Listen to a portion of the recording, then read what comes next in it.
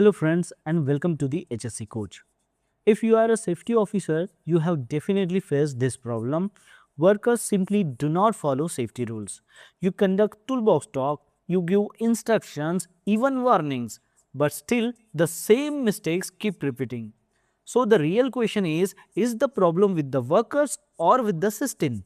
In this video, I will explain the real reason why workers don't follow safety rules based on actual site experience. Let's begin. The first reason is lack of awareness.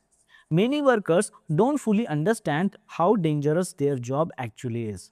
They think we do this every day, nothing happens. But the truth is, until a worker feels the risk, they will never take safety seriously. The second reason is overconfidence. You must have heard this line, I have 10 years of experience, I know everything. Experienced workers often ignore safety because they believe nothing will happen to them. But in reality, most accidents happen with experienced workers because they underestimate the risks. The third reason is pressure. Time pressure from the management. Sometimes workers knowingly do unsafe work because they are under pressures to complete tasks quickly. Safety becomes secondary and speed becomes the priority, work priority. For example, a worker may skip wearing a safety harness just to finish a job faster, and that's where the risks increase. The next reason is weak supervision.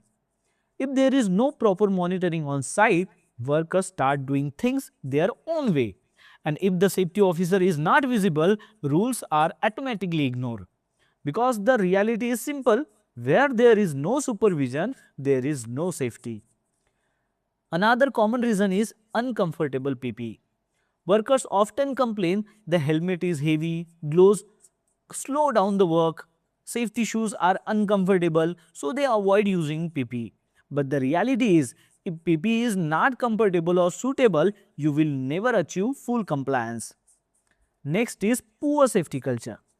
If safety is only on paper and not practice on site, workers will never take it seriously. If management ignores safety, workers will follow the same behavior because safety culture always starts from the top. When management is serious about safety, everyone else follows. The next point is no consequences. If a worker does unsafe work and no action is taken, they will repeat the same behavior again. They develop a mindset nothing will happen. But the reality is where there is no discipline, safety fails. The next point is communication gap. Sometimes the problem is communications. Safety officers explain things, but workers don't understand. This can be due to language barriers or use of technical terms.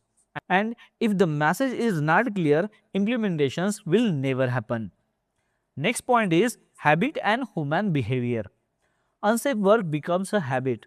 Workers think nothing has happened till now and nothing will happen in the future. This mindset is dangerous because changing human behavior is the most difficult part of safety. And the final reason is lack of involvement. If workers are not involved in safety processes, they feel it is not their responsibility. They think it is management job, it is management responsibility.